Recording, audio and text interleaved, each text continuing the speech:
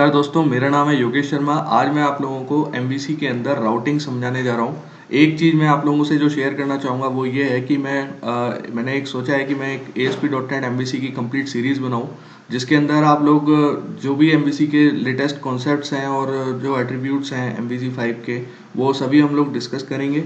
और मैं ये भी चाहूँगा कि ये मैं पूरी सीरीज़ बनाने जा रहा हूँ, तो सीरीज़ में मैं डेली आपको कुछ ना कुछ वीडियो अपलोड करके दूंगा, जिसे आप पढ़ सकते हैं, देख सकते हैं, और उसका सोर्स कोड भी आपको अवेलेबल होगा।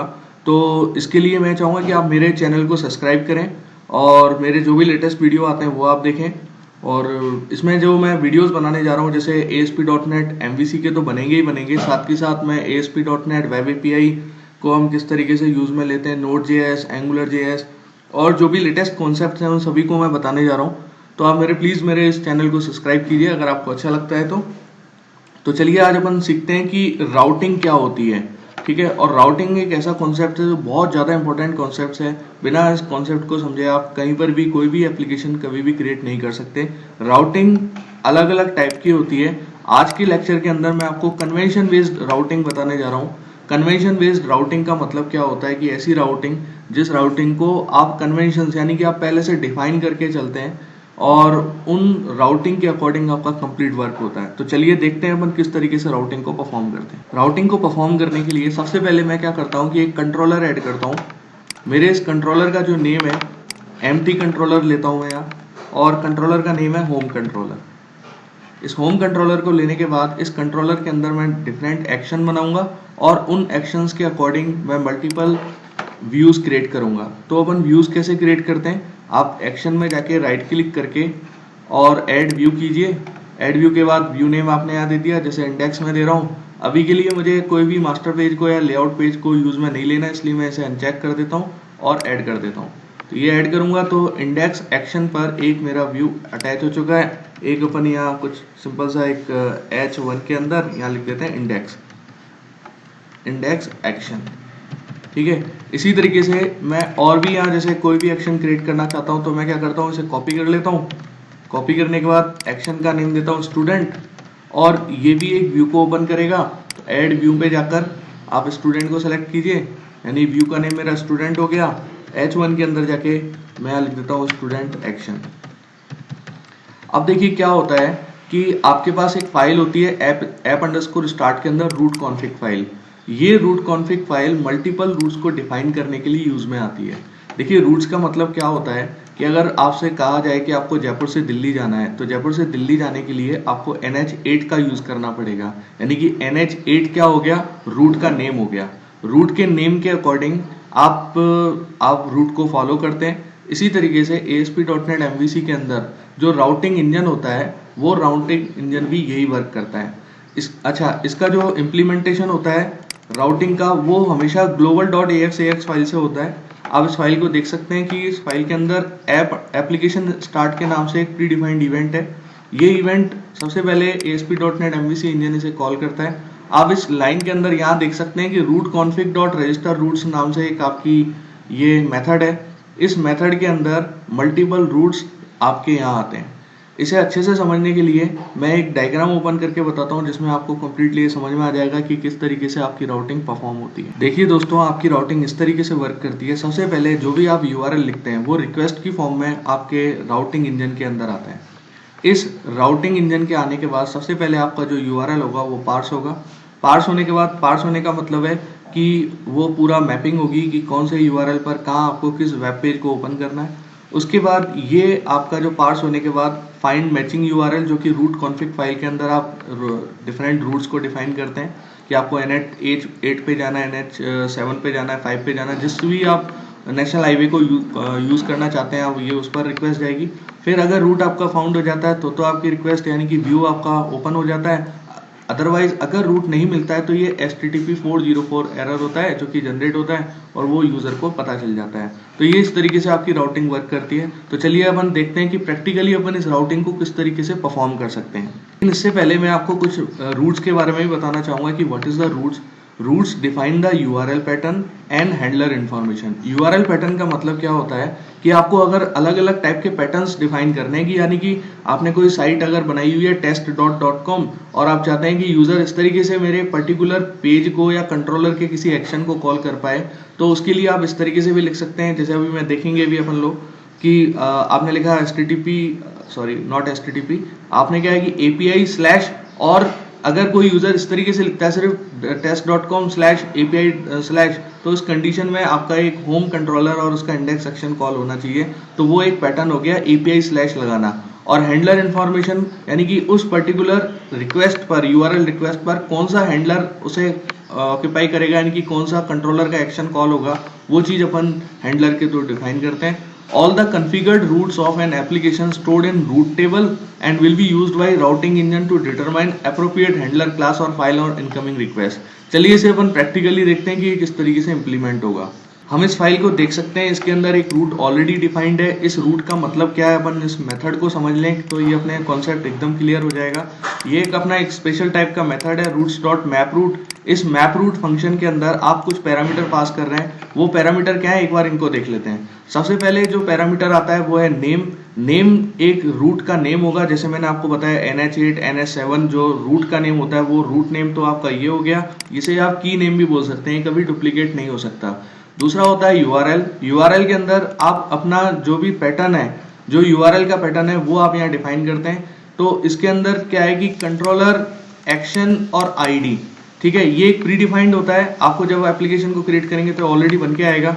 इसके अंदर आप यहाँ रूट्स का पैटर्न तो ये आपने डिफाइन कर दिया कि सबसे पहले कंट्रोलर आएगा, फिर एक्शन आएगा, फिर आईडी आएगा, और उस रूट के पैटर्न पर क्या चीज एक्सेस होगी तो वो चीज आप डिफॉल्ट्स के अंदर यहाँ डिफाइन करते हैं। तो इसके अंदर क्या है कि न्यू कीवर्ड का यूज करके आप कुछ पैरामीटर यहाँ पास करते हो। सबसे पहले कंट्रोलर पैरामीटर आता है, जिसके अंदर आप कंट्रोलर बता रहे हैं कि कौन सा कंट्रोलर कॉल होना चाहिए इस पर्टिकुलर कंट्रोल एक्शन पे।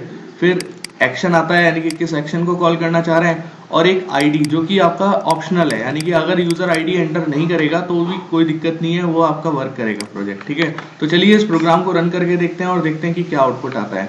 मैं ऑलरेडी एक एक्शन बना चुका हूँ, इंडेक्स एक्शन, जो कि होम कंट्रोलर के अंदर है, जो कि अपने खुद के ही व्यू को ओपन करेगा जो इंडेक्स एक्शन के नाम से है। तो चलिए देखते हैं किस तरीके से वर्क करता है। तो मैं इसे रन कराता हूँ प्रोग्राम को और देखें आउटपुट को। ये आप जो आउटपुट देख रहे हैं अभी, इसके अंदर सिर्फ आपको लोकल होस्ट और जो भी पोर्ट नेम है वो पोर्ट नेम आपको यहाँ शो कर रहा है ये। अगर मैं यहाँ लिखता हूँ /home.index, एक्चुअल में ये home.index को भी कॉल कर रहा है, तो आप देखें सेम पेज ही ओपन होता है। तो यानी कि एक रूट बाय डिफॉल्ट आपने जो सेट किया हुआ है, बाय डिफॉल्ट इसके अंदर होम के नाम से होता है, तो आप एंट्री भी मैंने इसी वजह से होम के नाम से ही करी थी। अब मैं आपको डिफरेंट रूट्स डिफाइन करना बताता हूँ, कैसे अपन डिफरेंट रूट्स को डिफाइन कर सकते हैं। देखिए, मैं इसी रूट को कॉपी करके इसके ऊपर एक रूट और बना देता हूं, जिसका रूट का नेम मैंने डिफॉल्ट 1 कर दिया, और मैं एक दूसरे एक्शन को या कंट्रोलर को कॉल करना चाहता हूं स्टूडेंट के नाम से। ये मैं अभी कंट्रोलर बनाऊंगा, अभी तक मैंने बनाया नहीं है, और इसका एक इंडेक्स एक्शन है। तो इंडेक्स एक्शन तो अपन सेम रखते हैं, इसमें कोई चेंजेस नहीं करते हैं। तो चलिए एक नया कंट्रोलर बनाते हैं। ऐड पे जाकर आप स्टूडेंट के नाम से एक कंट्रोलर बनाइए। ये स्टूडेंट के नाम से कंट्रोलर बन गया, जिसके अंदर एक इंडेक्स एक्शन है। इस इंडेक्स एक्शन पर मैं एक व्यू को अटैच कर देता हूँ, जो कि आपका स्टूडेंट, यहाँ एक छोटा सा एक मैसेज यहाँ लिख देते हैं, स्टूडेंट इंडेक्स एक्शन, ठीक है। तो ये आपने यहाँ डिफाइन कर दिया रूट कॉन्फ़िग फाइल के अंदर कि ये हो सकता है। अब देखिए ये तो सेम चीज होगी कि कंट्रोलर एक्शन आईडी। अब मैं यहाँ दूसरा पैटर्न, यूआरएल पैटर्न डिफाइन करना चाहता हूँ, तो मैं यहाँ लिख देता हूँ अगर यूजर API स्लैश लगा देता है तो उस कंडीशन में स्टूडेंट और इंडेक्स ही कॉल होना चाहिए। अब देखिए जब प्रोग्राम को आप रन कराते हो तो देखिए क्या होता है। अभी बाय डिफॉल्ट ये किसे ओपन करेगा, home/index को ही ओपन करेगा, क्योंकि ये डिफॉल्ट एंट्री होती है आपने जो यहाँ सेट किया हुआ है। देखिए मैंने अगर इसे इन कर्ली ब्रेसेस के अंदर लेता तो इसका मतलब इनकी वैल्यू मुझे इंसर्ट कराना जरूरी था, लेकिन मैंने यहाँ कर्ली ब्रेसेस नहीं लिया, तो ये होम और इंडेक्स को कॉल कर रहा है। अगर मैं यहाँ स्लैश लगा के API लिख देता हूँ तो इसका मतलब अब ये स्टूडेंट के इंडेक्स सेक्शन को कॉल करना चाहिए। तो प्रोग्राम थोड़ा सा टाइम ले रहा है, लेकिन आप देख सकते हैं कि स्टूडेंट इंडेक्स सेक्शन को ये कॉल कर रहा है। तो आपने एक रूट डिफाइन किया कि यूजर अगर API स्लैश लगा के अगर कॉल करता है तो उस कंडीशन में स्टूडेंट इंडेक्स सेक्शन ही कॉल होगा। तो इस तरीके से आप मल्टीपल रूट्स डिफाइन कर सकते हैं। मैं एक और रूट अगर डिफाइन करना चाहता हूं तो पहले मुझे इसे डीबगिंग को रोकना पड़ेगा। मैं कॉपी करता हूं, कॉपी करने के बाद मैं यहाँ पर क्या करता हूँ कि एक रूट का नेम हमेशा आप ध्यान रखें कि सेम नहीं होना चाहिए। अगर आपने API 1 कर दिया और अब आप दूसरे एक्शन को कॉल करना चाह रहे हैं, इसके अंदर आपने यहाँ लिख दिया स्टूडेंट इंडेक्स, ठीक है। तो एक एक्शन मुझे और बनाना पड़ेगा स्टूडेंट कंट्रोलर के अंदर। तो इसी को कॉपी करके मैं क्या करता हूँ कि यहाँ लिख देता हूँ स्टूडेंट इंडेक्स, ठीक है। तो थोड़ा सा केस सेंसिटिव का आप ध्यान रखें। स्टूडेंट इंडेक्स में आपने सभी स्मॉल लिए, तो कोशिश करें कि जो चीज़ आप ले रहे हो वो प्रॉपर होनी चाहिए। तो इसे डिलीट कर देते हैं और ये आप एक व्यू अटैच कर दीजिए यहाँ स्टूडेंट इंडेक्स, ये ऐड किया। इसमें एक मैसेज डाल देते हैं स्टूडेंट एक्शन, ठीक है। स्टूडेंट एक्शन के नाम से आपने डाल दिया। और अब आप क्या करते हो कि रूट कॉन्फ़िग फाइल के अंदर जाके API 1 कर देते हो, ठीक है। तो यानी कि यूजर अगर लोकल होस्ट के बाद अगर API 1 लिखेगा तो उस कंडीशन में स्टूडेंट एक्शन ही कॉल होना चाहिए। चलिए इसे दोबारा से रन करा के देखते हैं। तो आप यहाँ देख पा रहे हैं कि ये किस तरीके से सिर्फ होम और इंडेक्स को ही कॉल कर रहा है। तो मैं API 1 अगर कर देता हूँ तो उस कंडीशन में किसे कॉल करेगा, स्टूडेंट एक्शन को। तो आपने देखा कि आपने डिफरेंट रूट्स यहाँ डिफाइन किए, जिसके अंदर ID कहीं पर आपका ऑप्शनल है, कुछ है। लेकिन अगर आप यहाँ ऐसा कुछ चाहते हो कि जो ID की वैल्यू है, अब जैसे ID की जो वैल्यू आ रही है उसे आपको रिट्रीव करना है, तो आप कैसे रिट्रीव कर सकते हैं वो मैं आपको बता देता हूँ। आप क्या करिए कि जैसे आप यहाँ जाइए, जो आपने इंडेक्स सेक्शन बनाया हुआ है, एक मिनट रुकिएगा, इसके अंदर देखिए मैं क्या करता हूँ, कुछ वैल्यू एंटर कर देता हूँ। पहले डीबगिंग रोकनी पड़ेगी मुझे। मैं यहाँ लिख देता हूँ इंटीजर क्वेश्चन मार्क, यानी कि ननेबल टाइप की वैल्यू को भी एक्सेप्ट करेगा ये, और ID। तो जो भी ID आ रहा है आपका, वो ID मुझे यहाँ प्रिंट कराना है। रिटर्न कंटेंट, ठीक है, ये कंटेंट प्रिंट कराने के लिए यूज में आ सकता है। और यहाँ आप ID की वैल्यू को ही प्रिंट करा दीजिए, ठीक है, जो कि स्ट्रिंग में होनी चाहिए। तो .to स्ट्रिंग लगा के आप यहाँ से कॉल कर सकते हैं। तो रिटर्न व्यू को हटा दीजिए आप, तो ये ID को रिटर्न करेगा।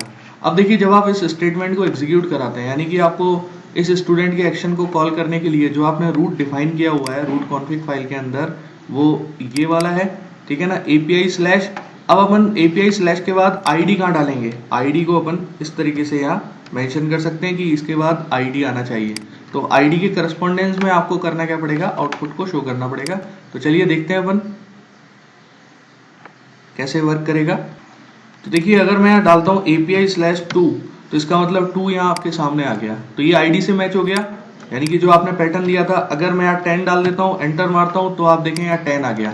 तो आपने रिटर्न कंटेंट कर दिया, तो व्यू पर जो कंटेंट आपने रिटर्न किया, जो ID एक्सेप्ट किया था, वो ID यहाँ प्रिंट हो रहा है। तो जो आप ID ले रहे हो वो ID आपका न्यूमेरिक ही होना चाहिए। अगर मैं ऐसा कोई कंस्ट्रेंट लगाना चाहता हूँ, अगर मैं कोई भी यहाँ जैसे कोई भी टेक्स्ट पास कर देता हूँ या स्ट्रिंग पास कर देता हूँ, तो उस कंडीशन में कोई एरर जनरेट हो जाए, ठीक है ना, क्योंकि ये एक्सेप्ट नहीं कर रहा है, इंटीजर में वैल्यू जाएगी नहीं। तो आपको कोई एरर अगर शो करना है तो उसके लिए आप कंस्ट्रेंट लगा सकते हैं। तो कंस्ट्रेंट मैं आपको लगाना बताता हूँ कैसे आप कंस्ट्रेंट लगा सकते हो। आपको करना क्या है, इसी राउटिंग के अंदर आप क्या करेंगे, यहाँ इसी राउटिंग के अंदर, मैं इसे पहले बंद कर देता हूँ, यहाँ कंस्ट्रेंट के नाम से एट्रीब्यूट होता है कंस्ट्रेंट, और इसके बाद कॉलन, फिर न्यू के बाद आप क्या करेंगे, जिस फील्ड पर आपको कंस्ट्रेंट लगाना है उसके लिए आपको एक रेगुलर एक्सप्रेशन का यूज करना पड़ेगा।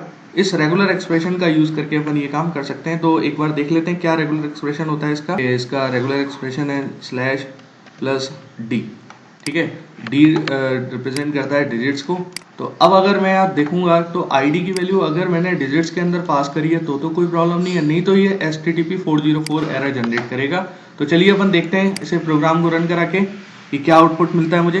तो दोस्तों देखिए ये जो आ रहा है आपके सामने लोकल होस्ट, और ये तो अपना होम और इंडेक्स सेक्शन कॉल हो गया। अब मैं यहाँ लिखता हूँ API/10, ठीक है। तो ये एरर आ रहा है, इसका मतलब अपने रेगुलर एक्सप्रेशन में कोई इशू है। तो चलिए देख लेते हैं अपन रेगुलर एक्सप्रेशन में क्या मिस्टेक करके आए। ओके, एक्चुअल में ये +D में रेगुलर एक्सप्रेशन गलत हो गया। आप इंटरनेट पे सर्च कर सकते हैं, डिफरेंट टाइप के रेगुलर एक्सप्रेशन आपको मिल जाते हैं। तो इसे प्लस को आप बाद में लगाना है आपको, ठीक है। और अब आप इस प्रोग्राम को वापस से रन करा के देखिए कि क्या आउटपुट आता है आपके सामने। तो चलिए अपन यहाँ एक रूट डाल के देखते हैं। तो मैं डालता हूँ API/ और मैंने यहाँ 10 डाल दिया। तो देखें आप 10 आउटपुट आ रहा है, लेकिन अगर मैं यहाँ 10 की जगह यानी कि जहाँ आईडी आ रहा है इसमें अगर कैरेक्टर पास कर दूंगा तो इस कंडीशन में ये मुझे HTTP 404 एरर दिखाएगा, क्योंकि आपने यहाँ डिफाइन किया हुआ है कि आईडी हमेशा न्यूमेरिक होना चाहिए, ये रेगुलर एक्सप्रेशन के थ्रू डिफाइन किया है। ऐसे करके आप काफ़ी सारे कंस्टेंट लगा सकते हैं। अगर आप कोई कैरेक्टर लगाना चाह रहे हैं कि सिर्फ यहाँ नंबर ऑफ कैरेक्टर्स होने चाहिए या इतने नंबर ऑफ कैरेक्टर्स होने चाहिए, तो उसका रेगुलर एक्सप्रेशन आपको इस कीवर्ड के अंदर यहाँ पास करना पड़ेगा और इस तरीके से आप राउटिंग को परफॉर्म कर सकते हैं। तो चलिए दोस्तों, इसके अलावा मैं आपको अब नेक्स्ट लेक्चर के अंदर एट्रीब्यूट राउटिंग बताऊंगा कि MVC जो कि MVC5 का लेटेस्ट थिंग है। तो प्लीज़ मेरे चैनल को सब्सक्राइब कीजिए और मेरे कंप्लीट जो भी कोर और एडवांस ट्यूटोरियल्स हैं उनका फ़ायदा उठाइए। Thank you very much.